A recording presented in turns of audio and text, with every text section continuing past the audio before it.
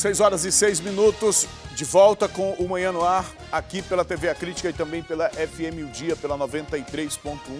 E desde já a gente deseja uma excelente sexta-feira para todo mundo ligado na nossa programação, seja na televisão, seja no rádio, seja nas nossas redes sociais. E falando em redes sociais, nós temos os canais de interação. Pode ser pela nossa página, pela página do Manhã no Ar no Facebook. Você pode interagir com a gente também pelos canais oficiais da TV A Crítica no Twitter, no Instagram e também no próprio Facebook. Tem lá a TV A Crítica Oficial. Você interage com a gente por meio desses canais. Você pode interagir com a gente também por meio do nosso WhatsApp, que é o 992912167. Manda a sua mensagem, a sua foto, a sua saudação, o seu recado. Você pode também, por meio do WhatsApp, comentar as nossas reportagens, os conteúdos que nós traremos aqui ou que trazemos aqui no programa, viu? No programa de hoje, por exemplo, a gente vai falar sobre mais um assalto a ônibus. Quando criminosos hoje invadiram, por exemplo, ontem à noite, o ônibus da linha 448. Durante esta ação criminosa, um adolescente foi esfaqueado, viu? E essa ação deixou em pânico os passageiros do ônibus, como é natural acontecer nesses casos. Nenhum dos assaltantes foi preso, porque quando eles perceberam a proximidade da polícia, entraram numa área de mata ali na Torquato Tapajós, local inclusive onde os passageiros relatam constantes assaltos. Este material que você está assistindo, as pessoas que nos acompanham pela televisão, foram celulares roubados que eles deixaram cair durante a fuga. Deixaram cair esse material, foi apresentado na delegacia e naturalmente devolvido para os donos, mas veja só a quantidade. Na imagem aí, deixa eu ver se eu consigo contar aqui, 3, 6, pelo menos 9 celulares, 9 aparelhos caíram, eles deixaram cair, e roupas também. No momento desse tipo de assalto, eles levam tudo que podem pegar, né? Tudo que está à mão, né? Ou então estavam com uma muda de roupa aí justamente para disfarçar, né, na hora da fuga, porque naturalmente as vítimas vão relatar para a polícia. Ah, é alguém assim, com essas características, estava vestido de tal forma, de repente aí estava com essa roupa aí justamente para trocar, para enganar a polícia, e dessa vez parece que enganaram mesmo. Entraram numa área de mata ali e não foram pegos pela polícia. Esse é um dos assuntos que a gente traz hoje, é assunto que você pode comentar também. E a gente traz um outro caso aqui de um homem que foi preso em flagrante após ser denunciado por pedofilia. Agora, olha como é um caso revoltante. Ele abusava sexualmente de uma adolescente desde que ela tinha 6 anos de idade, desde que era uma criança. O suspeito, para piorar a situação, era vizinho da vítima. E segundo o depoimento dessa menina, que hoje tem 12 anos, ela era ameaçada constantemente por ele. Imagina viver sob a ameaça de alguém que mora ali perto, próximo da sua casa. Se esta adolescente hoje tem 12 anos e os abusos ocorriam desde que ela tinha 6 anos, são 6 anos. 6 anos convivendo com um monstro deste, com um pedófilo deste. Esse é assunto também que a gente traz no Manhã do Ar de hoje, e desde já a gente conta também com a tua participação. O nosso telefone para interação é o 992912167. 92912167. Este é um assunto que interessa a todos nós, porque a proteção de nossas crianças e adolescentes é responsabilidade da nossa sociedade, é responsabilidade nossa, por meio dos órgãos também que nos representam, da polícia, da justiça, das instituições de apoio, enfim. Mas nós também fazemos parte disso como pais, como responsáveis, como professores, como jornalistas, como cidadãos. Temos parte nisso e é importante trazermos essas informações aqui, trazermos esse tipo de caso aqui, para que as famílias fiquem atentos. 6 anos sendo ameaçadas por um monstro. É assunto que a gente traz no Manhã no Ar, mas agora a gente começa mostrando as nossas reportagens, 6 horas e 10 minutos da manhã dessa sexta-feira. Você lembra do caso de um motorista de aplicativo que estava desaparecido desde o sábado passado? Ele foi encontrado morto na Avenida do Turismo. Nós, inclusive, trouxemos aqui, não foi, minha diretora, esse caso ontem, nós tínhamos ainda a confirmação se era ele ou não. Mas, segundo a polícia, o homem foi torturado. E um laudo da perícia deve apontar se ele foi vítima ou não de violência sexual, como se não bastasse tudo o que aconteceu, de ter sido sequestrado quando estava com a família, de ter sido colocado à força dentro de um outro veículo por 3 homens que o agrediam e agora ter sido encontrado morto em todas essas circunstâncias e ainda há a possibilidade de ter sido vítima de abuso. Vamos acompanhar a reportagem. O homem foi identificado por Júlio César da Silva Pereira, de 50 anos. O corpo dele foi encontrado em estado de decomposição na Avenida do Turismo na manhã de quinta-feira. A polícia conseguiu chegar no local após denúncias pelo 190. A primeira equipe que chegou lá foi a equipe da PM, e aí acionou os outros órgãos, né, IML, aqui a Delegacia de Homicídios, e aí o pessoal deslocou para lá para fazer essa remoção desse cadáver que se encontrava naquele momento. A polícia suspeita que Júlio César foi torturado. Não tem informações concretas se o corpo estava com sinais de estrangulamento e abuso sexual. Essas informações só vão ser confirmadas após o laudo pericial. A gente suspeita de que ele foi torturado, né, que teve ele foi bastante lesionado, mas a gente só vai poder confirmar se houve algum tipo de abuso sexual ou se ele foi estrangulado, a causa-morte em si, depois que a perícia nos mandar o laudo, tendo em vista de que o corpo já se encontrava em um estágio de decomposição avançado. O homem estava sumido desde o dia 10 de agosto desse ano. Ele veio comprar pão nessa padaria, que fica localizado aqui na Rua 10, no bairro Jorge Teixeira.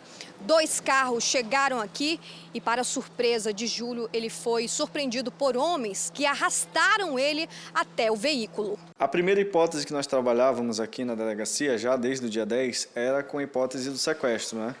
Hoje a gente já trabalha, né, a família reconheceu o corpo como homicídio, possivelmente uma execução. Desde o dia 10 de agosto, a polícia estava trabalhando esse caso como sequestro. Como a família reconheceu que o corpo encontrado na manhã de quinta-feira na Avenida do Turismo era de Júlio, a polícia agora, nesse momento, trabalha aí como homicídio. Infelizmente, descobrimos o corpo dele, né? Agora trata-se de um homicídio, que a gente continua as diligências começaram já no sábado. Desde então, a gente procura informações que possam levar a esses autores, até a população que possa nos ajudar também, já viu esse vídeo várias vezes, esse vídeo que está aí nas redes sociais. Se reconhecer algum dos autores também, seria interessante procurar aqui a Delegacia de Homicídios. A gente garante, né, o anonimato dessas pessoas, porque agora não é mais um sequestro, se trata de um homicídio e a gente tem que dar essa resposta aí à população o mais rápido possível. Para a polícia, não é descartada nenhuma hipótese sobre o que motivou esse crime, já que Júlio César, no dia do desaparecimento, teria participado de uma festa em um estabelecimento que fica localizado no bairro Jorge Teixeira. E após isso, né, de sair dessa festa, ele foi sequestrado. Pode ter sido alguma situação relacionada a essa festa, ele pode ter se desentendido com alguém, tendo em vista que a família nos informa que ele não teria nenhum tipo de envolvimento com crime, né? Então essa seria uma motivação. Nos informaram também que ele supostamente teria sido vítima de um assalto 2 semanas antes de ser sequestrado, então pode ter alguma coisa relacionada. E o que a gente tem a dizer é que a gente não descarta nenhuma hipótese ainda. A delegacia especializada em homicídios e sequestros investiga o caso. Um desaparecimento misterioso que causou aí um fim trágico. A polícia continua investigando esse caso. É de fato muita coisa precisa ser respondida. Se ele estava nessa festa, vê que esse sequestro ocorreu por volta das 5 horas da manhã. Essa investigação está só começando e eu gostaria aqui de ressaltar o que falou o delegado em relação à denúncia. As pessoas que tiverem qualquer informação sobre este caso, que identificarem algum daqueles suspeitos que aparece no momento do sequestro, passa a informação para a polícia, procura a delegacia de homicídio. Se achar que é muita exposição, procurar a delegacia de homicídio. Tem também o número 181, que é da Secretaria de Segurança. Você faz a denúncia, não precisa se identificar e com base na informação, a polícia vai fazer todas as verificações necessárias diante de um crime desse, diante do processo de investigação que é natural que ocorra. 6 horas e 16 minutos e um homem que teve a moto roubada no bairro Jorge Teixeira, lá na zona leste da cidade, pede ajuda da população para recuperar o veículo. Ele foi rendido por uma dupla no momento em que procurava uma casa onde realizaria um serviço. Olha aí, a ação toda foi registrada por uma câmera de segurança. Imagina você estar numa tarde de sexta-feira trabalhando, tarde quente por volta das 3 da tarde, suando bastante para conseguir o pão de cada dia e ter a sua moto roubada durante uma ação injusta de criminosos. Esse fato aconteceu com o Erielson lá na Rua Gabi, no Jorge Teixeira, zona leste de Manaus. Eles me abordaram, né? Me fecharam, eu freiei, estavam armados. E pediram a moto, eu joguei a moto para ver se afogava, para ver se não levavam, né? Infelizmente, agora eu tô sem o meu transporte de trabalho, né? E tô sem saber o que fazer, peço ajuda aí da população que puder ajudar e ver a minha moto. Pode entrar em contato, né, Erielson? Pode entrar em contato no número 9425-9316. E é isso, né? Eu tô sem chão aí para... Paguei a primeira parcela no dia que levaram a moto. Exatamente, olha, um fato curioso. Horas antes dessa moto ser roubada lá na Rua Gabi, o Erielson pagou a primeira parcela. Um prejuízo grande, né, Erielson? Há 2 meses comprou a moto. Há 2 meses aí eu tenho mais um ano para ficar pagando a moto. E sem o transporte de trabalho fica mais difícil ainda para me pagar, né? Moro alugado e é complicado. Erielson, nos vídeos que você disponibilizou para a nossa equipe, mostra a ação deles. Você deu uma volta ainda no quarteirão justamente por conta dessa situação de assaltos. Eu sempre não paro, eu procuro o endereço, olho, volto e depois que paro. Eu voltei e não vi ninguém e foi muito rápido, questão de 5 minutos ou 5 segundos, muito rápido. E sem ninguém para ajudar, próximo ao 30º DIP, né? Muito complicado. Exatamente, audaciosos, próximo do 30º Distrito Integrado de Polícia Delegacia. 2 ruas depois esse assalto aconteceu. Erielson, levaram a moto e o que mais? Levaram a moto e o celular da empresa, né? Ok, Erielson. Olha, e agora o que ele pede é a ajuda de você que está assistindo para que essa moto seja encontrada.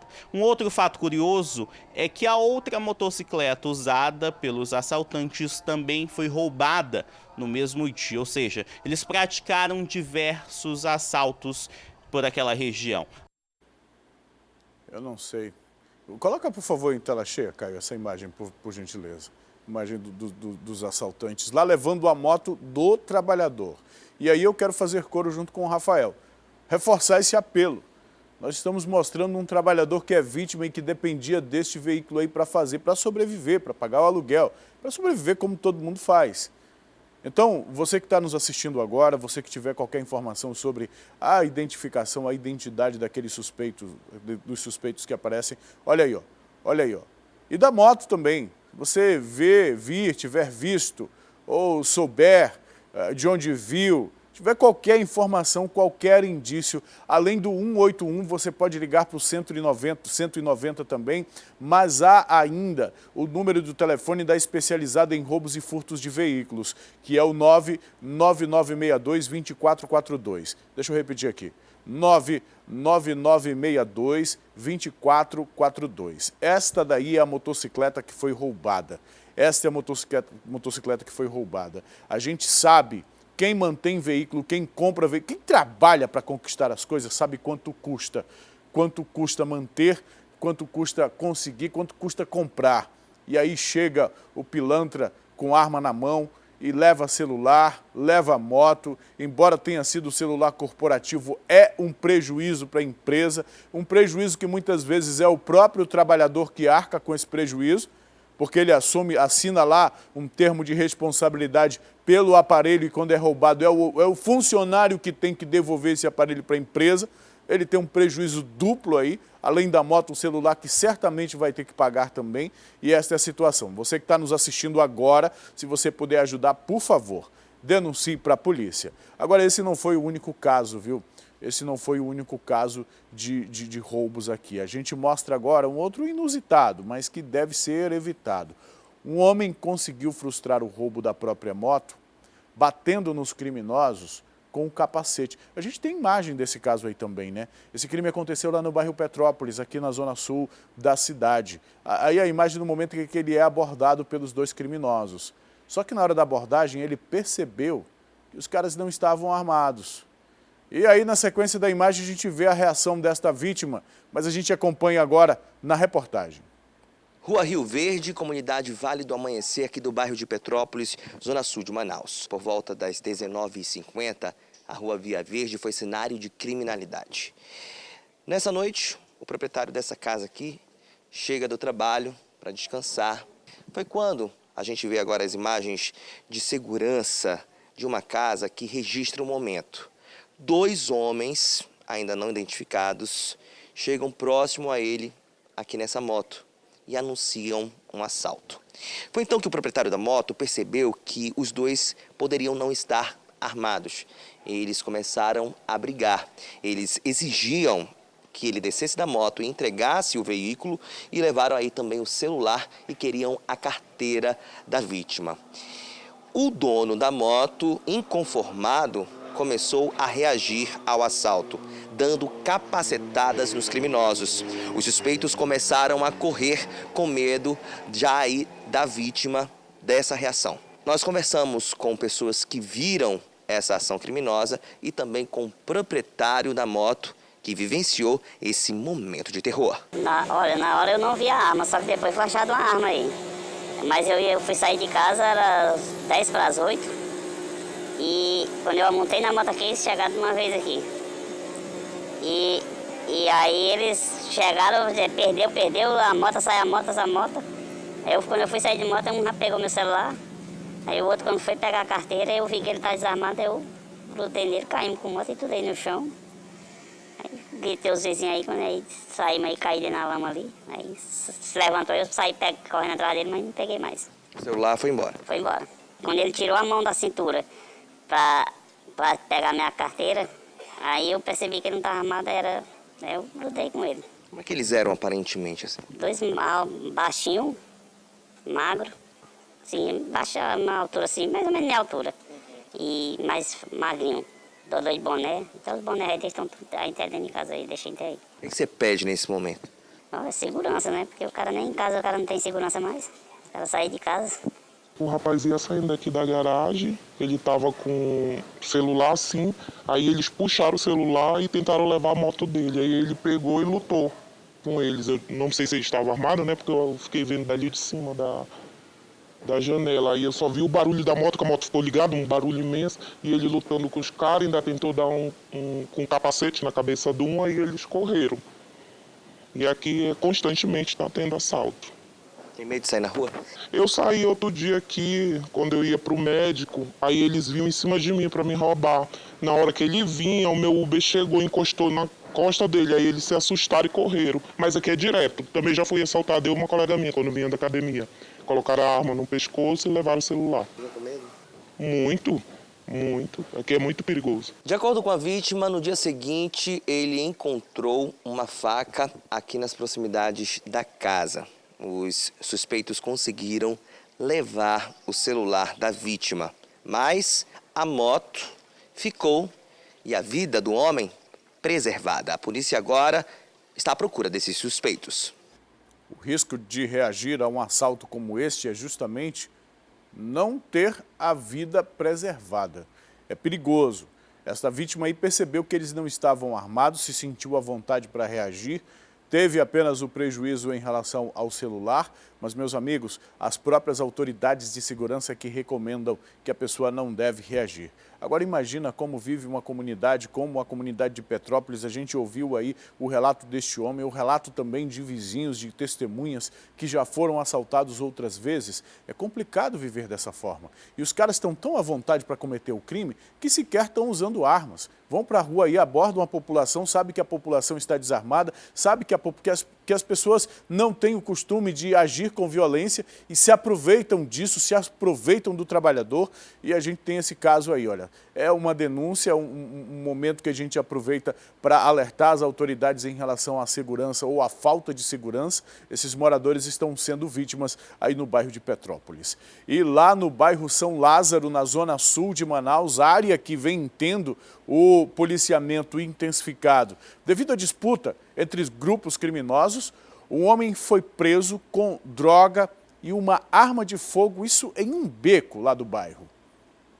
Um revólver calibre 38 com a numeração suprimida, 37 porções de maconha tipo skunk e a quantia de R$ 36 em dinheiro trocado. Tudo isso foi encontrado em posse de um homem identificado como Fabiano da Silva dos Santos, de 28 anos, por volta de 11h40 da noite, quando foi abordado por policiais militares que patrulhavam na zona sul da cidade.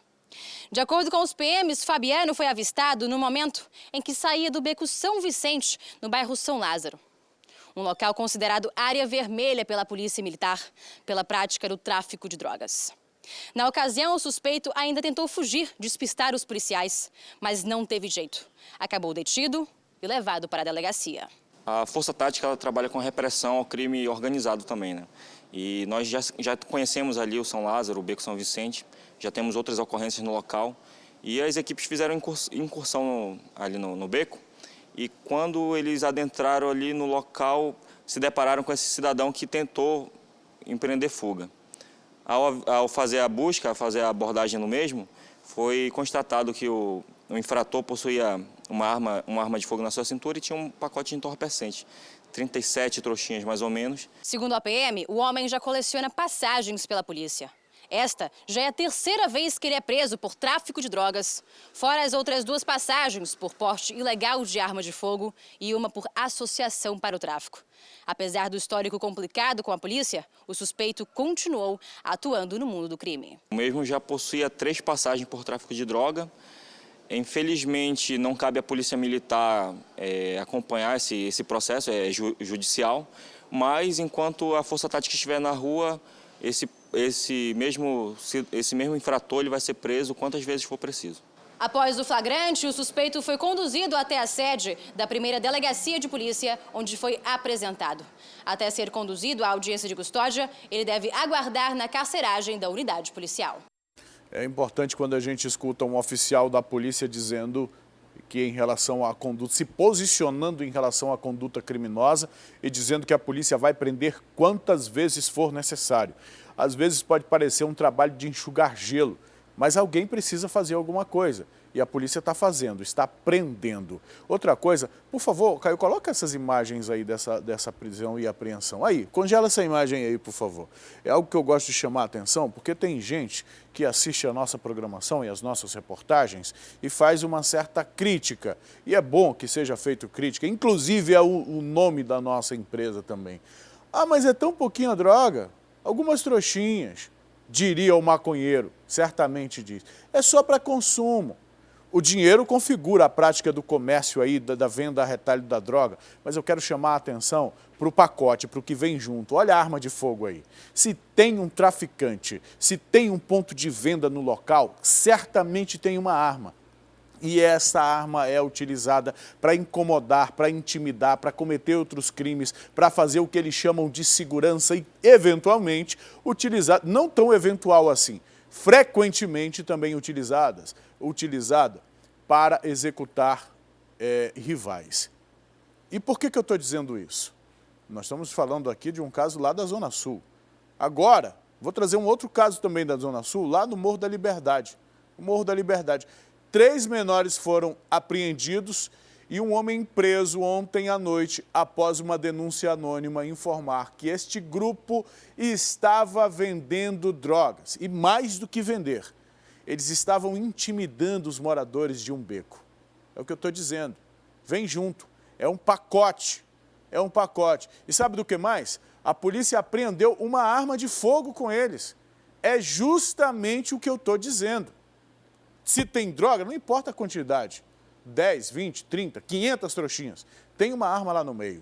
E olha só, a história só fica pior. A suspeita é que esse quarteto estava se preparando para executar um desafeto.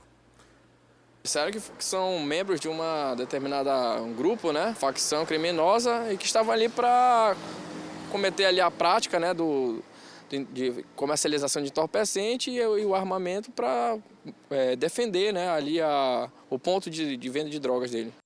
Defender o ponto de venda de drogas, intimidar a população, que a população fica intimidada. Intimidar a população e, eventualmente, utilizar as armas para executar, para matar desafetos. E no meio deste crime, no meio desta disputa, muita gente está sofrendo. A zona sul da cidade, apesar da participação, da atuação das forças de segurança, da força policial, a gente percebe que isso não tem impedido a ação desses criminosos. E agora a gente está apresentando. Para além de todos os agravantes deste caso, ainda temos aí 3 adolescentes envolvidos. É um completo absurdo. E agora eu vou trazer um outro caso, um caso que revolta a todos nós, enquanto sociedade, enquanto pais, enquanto responsáveis, enquanto cidadãos que se preocupam com o futuro da nossa infância e também dos nossos e das nossas adolescentes, viu? Um homem de 44 anos foi preso, suspeito de abusar sexualmente de uma adolescente, desde que ela tinha 6 anos de idade. Ele era vizinho desta vítima.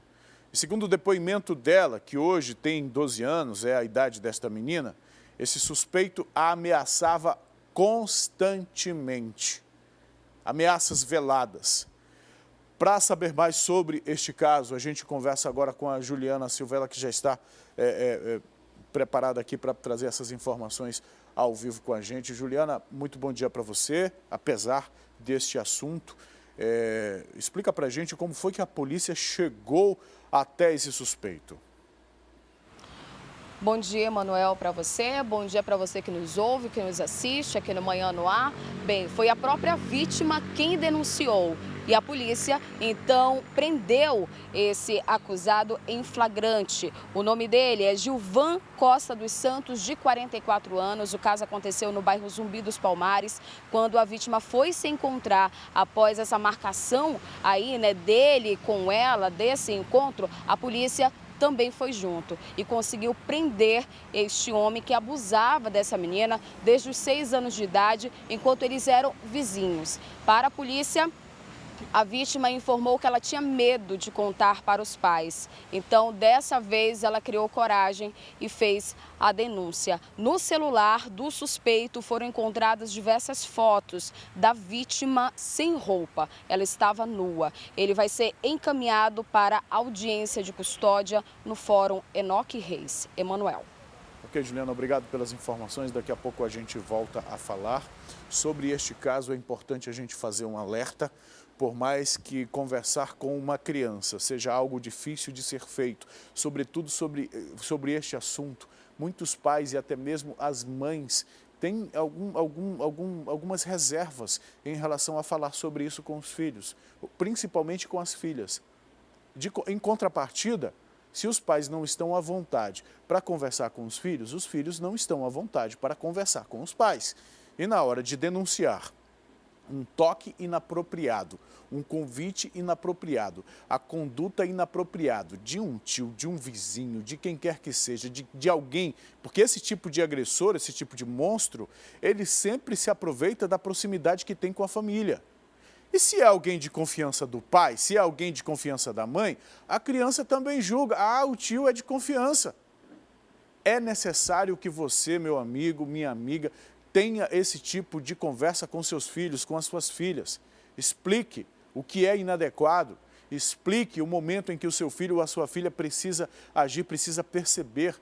Se essa criança fosse orientada, tivesse recebido esse tipo de orientação aí ao longo desses 6 anos que vem sofrendo esses abusos e mais abusos e ameaças, possivelmente ela já tivesse denunciado antes. Mas é importante eu deixar claro aqui uma coisa, eu não estou transferindo a culpa do que aconteceu para os pais. A culpa não é dos pais, a culpa é deste monstro aqui. A culpa é deste monstro, é ele que cometeu o crime, foi ele que cometeu o crime. Isso é importante que fique muito claro. Que fique muito claro. O que eu estou dizendo aqui é passando uma orientação do ponto de vista de quem já criou 3 filhos e ainda aqui a gente nunca deixa de ser pai, do ponto de vista de quem acompanha esses casos de violência na delegacia, inclusive na especializada em proteção à criança e ao adolescente. É importante que você oriente os seus filhos, as suas filhas. Se você não orientar, como seu filho vai se proteger? Como que a menina vai saber que o comportamento daquele vizinho lá é inadequado? Esses agressores, eles inclusive são capazes de, durante as ameaças, fazer com que a criança se sinta mal. Fazer com que a criança ache que a culpa é dela do que está acontecendo. É um adulto, tem capacidade psicológica para envolver uma criança. Então, meu amigo, por favor, oriente seus filhos. Minha diretora, nós estamos recebendo uma informação, né? O corpo de uma mulher foi encontrado agora há pouco na Avenida Torquato Tapajós.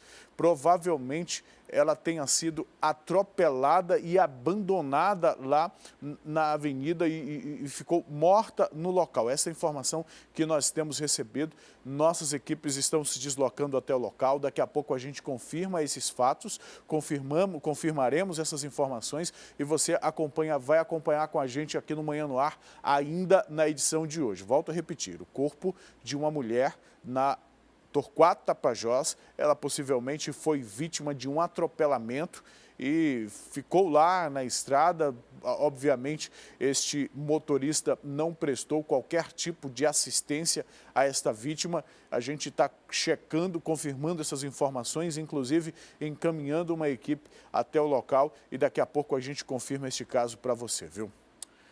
E após denúncia anônima, um homem de 25 anos foi preso com uma arma de fogo. Isso em um bar na Avenida Itaúba, lá no Jorge Teixeira, na zona leste da cidade. Com ele foram encontrados, além da arma, drogas. Um homem identificado como Luiz Carlos dos Santos Pacheco, de 26 anos, foi preso com um revólver calibre 38 e 5 munições intactas quando ingeria bebidas alcoólicas em um bar situado na Avenida Itaúba, do bairro Jorge Teixeira. O caso foi atendido pelas equipes aqui da Força Tática após receberem uma denúncia anônima. Durante a revista pessoal ao suspeito, os policiais encontraram ainda 13 trouxinhas de cocaína. A equipe recebeu a denúncia, né, sobre essa situação desse infrator consumindo bebida, traficando, portando arma, e foi averiguar. Chegando ao local, o infrator ele tentou se evadir, mas a equipe fez o cerco, conseguiu fazer a abordagem e na busca pessoal foi encontrado tanto o revólver calibre 38 quanto o entorpecente. Apesar do estado que ele estava, já um pouco alterado, chegou a explicar o porquê que ele estava portando aí esse armamento e também essas drogas? Sim, o armamento seria para a segurança dele, pois ele estava traficando no bar. Mas a gente sabe, né, que o tráfico acaba originando outros crimes. E, inclusive, esse cidadão aí, o Luiz Carlos, já tinha passagens por homicídio e roubo, é isso, tenente? Sim, foi constatado posteriormente que ele já tinha essas passagens e justamente por isso, acho que pela periculosidade dele, a população fez essa denúncia. Mesmo embriagado, ele ainda tentou escapar da abordagem, mas não teve jeito e agora vai responder aí por esse crime. A gente vai reforçar o Disque Denúncia aqui da Força Tática, que atua em todas as áreas aqui da nossa capital amazonense para trazer segurança para os bairros e contar com essa parceria da população. Sim, o nosso número é o 9428-4400. Pode fazer a denúncia também pelo 90, mas o linha direta, você fala diretamente com o Força Comando, que coordena as viaturas da Força Tática em Manaus. E 4 pessoas foram presas por policiais da Delegacia Especializada em Roubos, Furtos e Defraudações, suspeitas de roubar uma casa no bairro São Geraldo na última quarta-feira. Uma 5ª pessoa também foi detida por porte ilegal de arma de fogo de uso restrito. 5 integrantes da mesma quadrilha presos pelos policiais civis da Delegacia Especializada em Roubos e Furtos e Defraudações. Esse crime ocorreu na manhã de quarta-feira em uma casa no bairro São Geraldo, na zona centro-sul da capital. Algumas horas depois, a polícia conseguiu chegar até um dos suspeitos e conseguiu prender os outros integrantes da quadrilha no momento que eles faziam a divisão desse dinheiro. Aqui na mesa a gente pode ver a quantia que foi apreendida pelos policiais civis, aproximadamente aproximadamente R$33 mil e também uma arma de fogo, que parece ser um revólver calibre 38. Essa arma já estava na posse de uma mulher que estaria dando suporte para 4 homens que entraram nessa residência para cometer o crime. Essa mulher, inclusive, tinha a função de guardar parte dessa quantia em dinheiro. Nós vamos conversar com o delegado titular aqui da Delegacia Especializada em Roubos e Furtos e Defraudações, delegado Guilherme Torres, que vai dar mais detalhes sobre essa ação. Delegado, como e quando que vocês chegaram até esses suspeitos? Nós tivemos a notícia de um crime, um roubo majorado ali no São Geraldo. Imediatamente nós mandamos todas as equipes até o local, começaram a fazer os levantamentos, investigação, levantamento de inteligência e chegamos à autoria, qualificação de um dos suspeitos. Nesse momento foram se desdobrando as investigações e aí as equipes foram até um local na Santa Teovina, onde supostamente eles iriam se encontrar para fazer toda a equipe ia se encontrar para fazer a divisão do proveito do crime. Fomos até o local, fizemos uma campana e aí, no momento que eles se encontraram, foi feita a prisão de todos eles, com exceção da Márcia, que foi presa no Colônia Terra Nova. Como foi dito aqui, ela estava de posse de R$500 já a proveito do crime e a arma, que apesar de ser uma arma de calibre 32, uso permitido, ela está com a numeração suprimida e por isso não foi possível arbitrar a fiança, ela está sendo flagranteada. O detalhe interessante é que 2 deles, o Mauro e o Hélio, são pai e filho, foram presos juntos já por porte de arma e o Elias os conheceu no CDP. De lá fizeram essa amizade criminosa aí para cometer esses crimes. Há um tempo atrás o Elias já tinha essa informação de que a vítima estava guardando aí, a informação que ele tinha era que era R$40 mil. Uma outra pessoa, como no ditado deles, o que eles falam aí, passou a fita. E aí o Elias começou a fazer o planejamento. Ele convocou aí o Rangel, que foi que deu o auxílio material com veículos, carro e motocicleta. Os outros 3 foram os operacionais que entraram de fato com a arma e renderam a vítima. A Márcia recebeu os R$500 e a arma e guardou após o crime, e por isso ela foi flagranteada também. Então, não há como saber agora se se trata de uma organização criminosa, associação criminosa ou um concurso de agentes. Isso vai ser feito durante o inquérito policial. Outras pessoas estão envolvidas nesse crime, já foram identificadas e será feito no desdobrar da investigação. Todos eles confessaram a autoria delitiva e por esse motivo estão sendo flagranteados. Delegado, a casa que foi alvo desses criminosos pertence a um empresário. Algum dos suspeitos tem algum tipo de relação com esse empresário? Eles se conheciam? Não, quem planejou tudo foi o Elias. O Elias teve a informação de uma outra pessoa que tinha um conhecimento de toda a rotina e dessa informação de que a vítima guardava dinheiro expressivo em casa. E aí, a partir do momento, como eu falei, eles começaram a fazer o planejamento e efetuaram o crime. O que vai acontecer com todos os suspeitos a partir de agora? Vão ser encaminhados para a audiência de custódia, onde será decidido sobre a manutenção da prisão ou não deles. E olha, no caso dessa reportagem, a gente tem as imagens do dinheiro aí, minha diretora? Dá para a gente colocar? Esse é o dinheiro roubado, né? A fita dada, foram lá, invadiram a casa dessa família, fizeram todo mundo de vítima, refém, enquanto faziam um roubo. E por que a gente não está mostrando os criminosos aqui? Por que a gente não está mostrando os criminosos para que a população, de repente, os identificasse, inclusive, de participação de outros crimes? Porque agora não pode mais. Agora não pode mais. Há uma determinação de que o criminoso só seja apresentado se ele concordar em ser apresentado, em ser colocado. Bom, é uma determinação administrativa. Quem sou eu aqui para questionar os trâmites administrativos do comando das forças policiais? O que a gente lamenta é a possibilidade que nós temos por meio do trabalho da imprensa de contribuir com o trabalho policial e, inclusive, dando a oportunidade de que outras vítimas possam reconhecer agressores e assim fazer a denúncia, como já o fizemos por inúmeras vezes. Por inúmeras vezes, criminosos foram reconhecidos e denunciados depois de serem depois que o crime foi divulgado aqui na TV A Crítica, depois que a imagem dele foi vinculada aqui na TV A Crítica. Existe sim a presunção de inocência, existe sim o direito à imagem da pessoa, mas quando a polícia chega ao ponto de apresentar à imprensa alguém pela participação em determinado crime, é porque há indícios suficientes para a elaboração, para a abertura de um inquérito e geralmente eles já estão indiciados. E indiciados já colheram depoimentos, então a polícia já tem certeza da participação deles nos delitos. Eventualmente um ou outro não chega à condenação por algum erro processual, alguma coisa assim, mas os policiais, os delegados estão aí, são experientes, estão fazendo um trabalho há muito tempo e já têm esse reconhecimento. O nosso trabalho aqui é feito em favor, em defesa da sociedade. É com isso que nós estamos preocupados. A criminalidade aí aumenta numa escala que a gente não consegue entender se a gente for pensar um pouco para o futuro, mas nós fazemos jornalismo, a gente não faz previsão de futuro, nós estamos olhando agora, para a realidade agora, e na nossa realidade temos pessoas sendo vítimas de crime todos os dias nas ruas da nossa cidade, dentro do ônibus e nesse caso dentro da própria casa,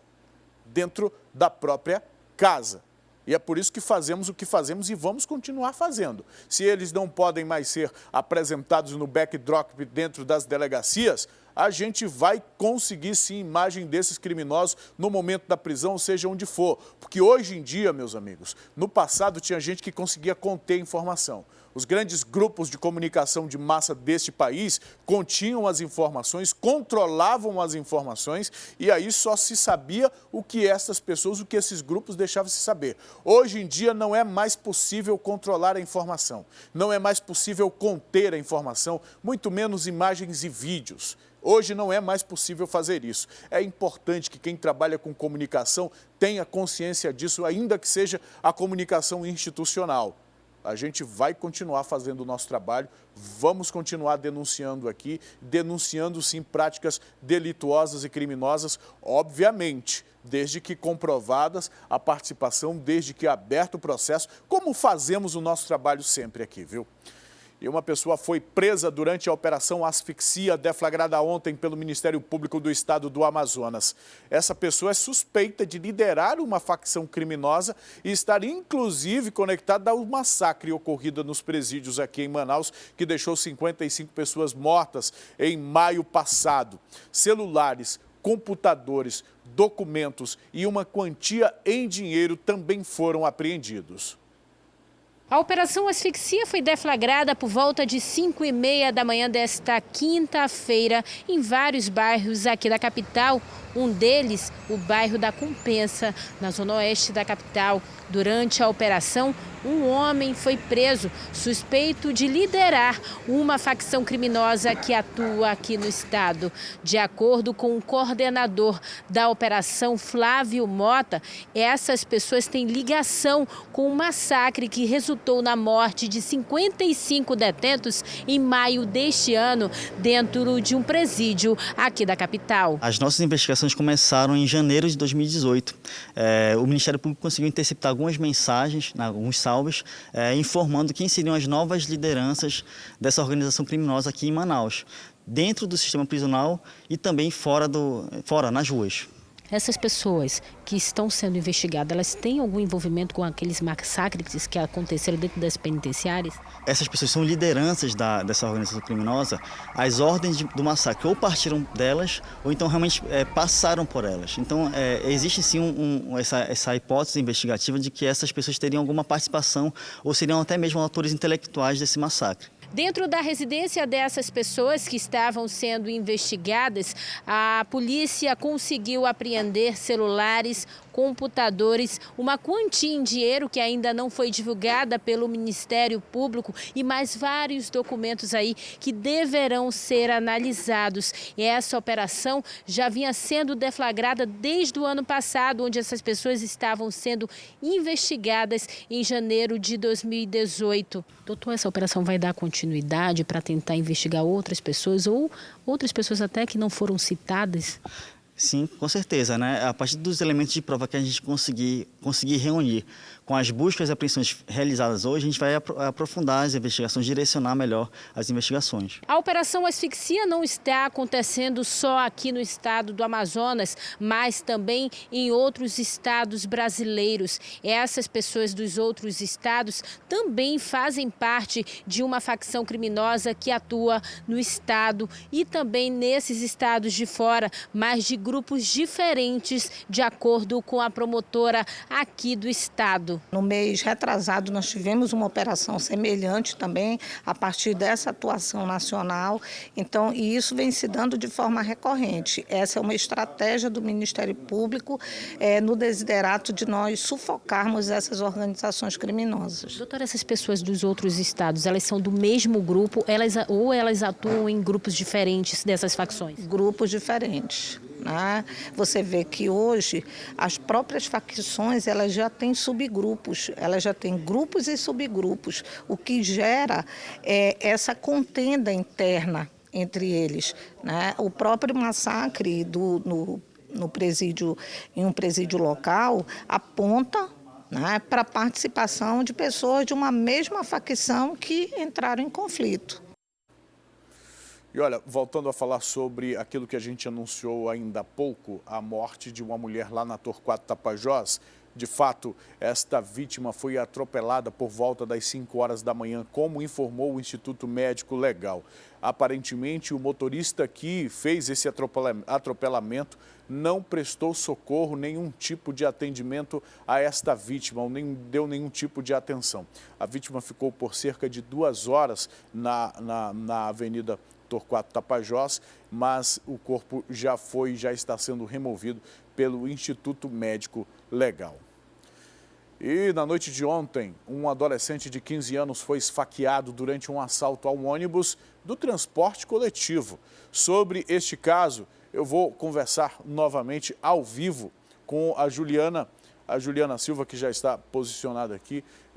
Juliana, como ocorreu esse assalto, em qual linha de ônibus? Passa para a gente as informações que você tem sobre mais esse crime. Então, Emanuel, esse caso aconteceu na linha 448. Os assaltantes, cerca de 6 suspeitos, eles entraram no ônibus no Terminal 1. Quando chegou em uma certa altura da Avenida Torquato Tapajós, eles anunciaram o assalto, pediram inclusive que o motorista do ônibus mudasse a rota, fosse em direção ao aeroporto.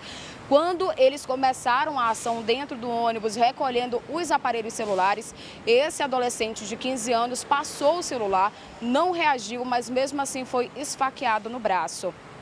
Ele passa bem, foi atendido pelo SAMU e está fora de perigo. Agora, os assaltantes desceram do ônibus, saíram correndo para uma área de mata. Foi aí que a 18ª SICOM avistou os suspeitos. Também entrou nessa área de mata, mas não conseguiu encontrá-los. Tudo que eles encontraram foi uma mochila caída no chão com vários aparelhos celulares e também algumas mudas de roupa. Eles fugiram, não foram identificados. E o caso foi registrado no 12º Distrito Integrado de Polícia, Manuel. Juliana, há um outro caso também sobre um proprietário de um posto de gasolina que foi vítima de assalto ontem à noite também. Quais são as informações sobre este outro caso? Esse caso também aconteceu por volta das 23 horas na Rua Verbena, no bairro Jorge Teixeira. A 30ª SICOM foi quem atendeu aí o caso, quem relatou todas as informações foi o dono do posto, que foi atingido com uma coronhada. Tudo aconteceu quando os suspeitos, que segundo o dono do posto, têm idades aí por volta de 18 e 22 anos, segundo as características repassadas, esses suspeitos saíram primeiro, levando os pertences das pessoas que trabalham nesse posto. Depois eles encontraram com o dono do posto, ele passou uma quantia de R$1.000, era tudo que tinha no caixa e mesmo assim foi atingido com uma coronhada na cabeça. Ele foi atendido no hospital, passa bem, levou apenas 3 pontos na cabeça, mas foi um susto tremendo, Eles fugiram sem serem identificados, esses suspeitos, e o caso foi registrado, na delegacia especializada em homicídios e sequestros, que vai também ficar responsável por investigar todo esse caso. Manuel. Roubarem celulares, roubarem dinheiro, constrangerem as pessoas, ainda precisam agredir, né? Ainda cometem esse tipo de agressão. Juliana, obrigado pelas suas informações. Daqui a pouco a gente volta a conversar aqui no Manhã no Ar. Olha, vamos mostrar aqui a participação do nosso telespectador, viu? Por meio do nosso WhatsApp. É o 992912167. Você que está nos acompanhando pela rádio, também pode passar a mensagem por aqui. Olha só, nós temos aqui, Emanuel, estou antenada no programa de hoje. Você está, por isso, é o nosso galã, não só de Parintins, mas de Manaus. Sou sua fã, Deus te abençoe. Quem é? É a Cleia Durande, né? Ela não fala, não diz de onde está falando. Tem aqui outro, bom dia, galã, ligado no programa. Valda, de onde, minha diretora? Está aqui no meio da tela, aqui, eu não estou vendo mais.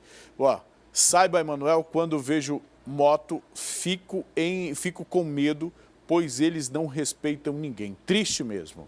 Tem uma outra mensagem aqui toda manhã, quando chego do meu trabalho no Mercado Adolfo Lisboa, já ligo a TV para assistir meu jornal preferido. Meu nome é Rômulo. Ele deu boa noite, viu? Bom dia para você, viu, Rômulo? Aqui embaixo tem mais, olha, eu sou o Cleia, estamos assistindo Manhã no Ar aqui na colônia Antônio Aleixo. Tem mais interação, minha diretora? Ou isso aqui por enquanto, né? Daqui a pouco a gente continua mostrando as nossas interações, porque agora a gente mostra um pouco do treinamento do Batalhão de Choque da Polícia Militar. O grupamento criado há 17 anos. É o responsável por atuar em casos de reintegração de posse e ocorrências em presídios. Confira na reportagem do Alisson Mota. 5h45 da madrugada, zona oeste de Manaus. Policiais fazem uma oração, pedindo proteção para a próxima missão. Eles fazem parte do Batalhão de Choque, a elite da Polícia Militar do Amazonas. O Batalhão de Choque da Polícia Militar do Estado do Amazonas atua principalmente em reintegração de posse, distúrbios civis, também em presídios, bem como em complexo esportivo, né, que se chama de policiamento em eventos. O quartel-general fica no quilômetro 17 da M010 e é daqui que o comboio sai para uma atividade considerada pelos PMs rotineira: revistar os presos do complexo penitenciário Anísio Jobim. Criado há 17 anos, o Batalhão de Choque conta com um efetivo de 80 policiais e atua no controle de grandes multidões, jogos de futebol, reintegração de posse e principalmente dentro das cadeias. Talvez por isso, os choquianos sejam pouco vistos e lembrados nas ruas.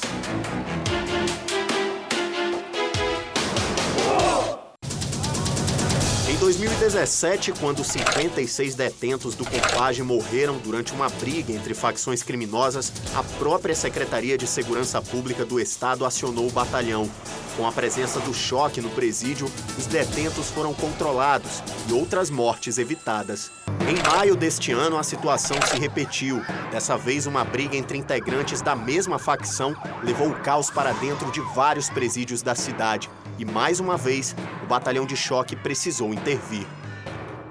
O que você acabou de ver é uma das funções principais do Batalhão de Choque. Mas para atuar em um dos sistemas prisionais mais instáveis do Brasil, é preciso passar por um treinamento árduo. E hoje, a nossa equipe de reportagem vai realizar algumas dessas atividades. E você aí de casa, é claro, acompanha tudo a partir de agora. Sob o comando do Tenente César. Tenente, quais vão ser essas atividades que nós vamos realizar? Iremos fazer algumas demonstrações sobre as nossas formações, o emprego dos nossos agentes químicos e as munições de impacto controlado. Bom, então vamos lá, vou me equipar e agora, seja o que Deus quiser. O uniforme básico é composto pelo coturno, caneleira, cinto, colete à prova de balas e capacete. Juntando com o escudo e o bastão, o policial carrega no corpo aproximadamente 25 quilos. Depois de quase 15 minutos, saio do alojamento e já recebo as boas-vindas do instrutor. Posição de flexão, Alisson. Posição de flexão, Alisson. Mão fechada, Alisson. Aqui é com a mão fechada. Pode ir abaixo. Acima. Abaixo. Acima! A primeira instrução é no campo aberto do batalhão, uma espécie de progressão com a tropa. Atenção, pelotão!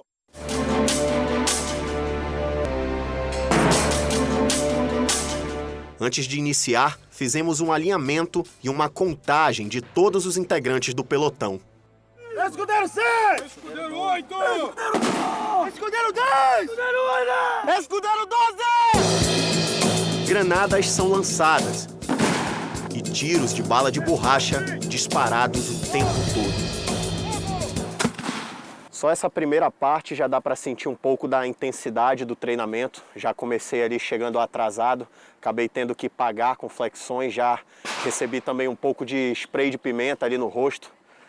Não é nada legal. Logo em seguida entrei em forma, carregar esse escudo bem pesado, ao mesmo tempo um bastão e ter que alinhar com a tropa, que eu acredito que seja a parte mais complicada. Tenente, essa instrução, ela tem um nome, qual que é o objetivo? Bem, essa é uma instrução básica de controle de distúrbios civis voltadas para as técnicas, onde apenas fazemos o nosso adestramento da nossa tropa. Como você viu, nós podemos alinhar, progredir, nos defender e atacar. Empregando isso, então, no combate aí a grandes multidões, assim, rebeliões, seria, então, uma instrução de ataque, defesa, abrange tudo? Abrange todos os sentidos, mas o nosso foco sempre será o controle de distúrbios civis. Estamos agora em um dos corredores aqui do Batalhão de Choque, onde vamos fazer um treinamento para que os policiais militares possam se acostumar, de fato, com o contato com o gás lacrimogênio, que é muito utilizado durante o controle de multidões. O que vai ser feito de fato, tenente? Nossa tropa sempre tem um contato com gás lacrimogênio. Então, faz-se necessário fazer esse contato, fazer essa experiência para que todos sempre estejam prontos para poder atuar de forma competente frente ao gás lacrimogêneo. Agora, para quem vai sentir esse gás pela primeira vez, qual que é a recomendação? Não há bem uma recomendação. O gás ele tem essa finalidade de dispersar. Então você vai sentir na pele o quanto é ruim.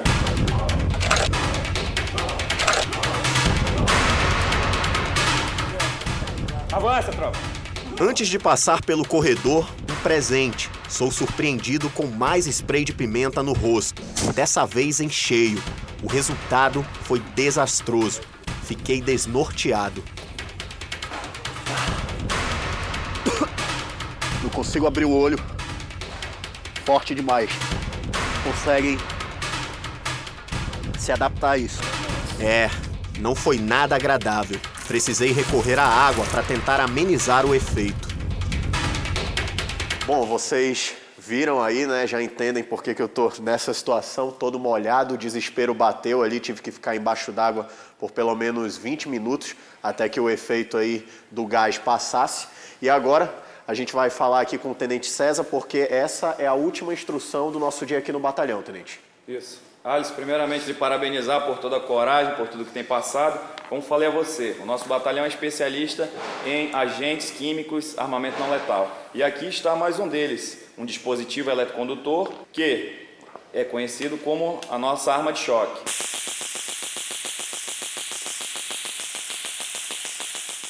Ó, o barulho já assusta. Primeiro vai ser um teste, Tenente? Isso, primeiro nós vamos fazer um teste. Essa arma ela funciona tanto ejetando as partículas que aplicam choque, quanto por contato.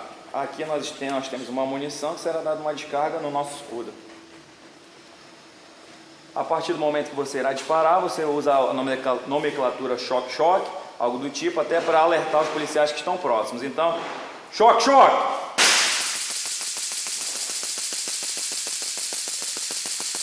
Em média, por quanto tempo a pessoa que recebe esse choque fica sentindo aí? A carga ela é padrão. Todas as cargas duram 5 segundos. E assim terminou o nosso dia no Batalhão de Choque, um lugar onde policiais militares são levados ao extremo para exercer funções de risco no dia a dia. O curso ocorre todos os anos e qualquer policial militar pode participar. Olha, parabéns aí ao Alisson Mota pela coragem, pela reportagem, Mauro Moraes também que esteve com ele, a equipe de produção. Parabéns a esses policiais pelo treinamento, pelo empenho, por aquilo que precisam estar tanto preparados tecnicamente e fisicamente, como psicologicamente, para atuar em função, em favor da sociedade, diante de grandes conflitos, como rebeliões e outras situações assim. Então, parabéns pela reportagem, parabéns também aos policiais militares. Vamos fazer um intervalo? Daqui a pouco, depois do intervalo, a gente fala um pouco sobre a nuvem de fumaça que tem encoberto o céu de Manaus e que prejudica não só a saúde, como também é responsável pelo cancelamento de voos no aeroporto Eduardo Gomes. A fumaça gerada pelos incêndios na floresta e área urbana, além dos prejuízos ao meio ambiente, causam problemas na saúde e ainda evidenciam um outro fenômeno. A neblina, muitas vezes formada pelas nuvens de fumaça mais baixas. E há 2 dias da grande final da Série D do Campeonato Brasileiro, a gente traz uma reportagem especial sobre a volta do torcedor amazonense aos estádios. Uma reportagem que a gente traz daqui a pouquinho. Você já acompanha um trechinho dela antes da gente ir para o intervalo, mas deixa eu só afirmar aqui que a gente também terminou a nossa transmissão na FM O Dia. Bom fim de semana aos nossos ouvintes. E na segunda-feira, a partir das 6 da manhã, a gente volta aqui a se encontrar aqui na TV A Crítica. Na TV nós temos programa no sábado, viu? Das 6h30 nós estaremos aqui no sábado. Mas hoje, ainda na edição de hoje, você acompanha então essa reportagem sobre todo esse preparativo em torno desta grande final esperada, muito esperada para este domingo. Vamos acompanhar um trechinho da reportagem. No gramado, Manaus não representa só um time de futebol, mas o orgulho de um povo. Orgulho de muitos amazonenses que há 2 décadas não viam um time da região subir de divisão e se destacar no cenário nacional.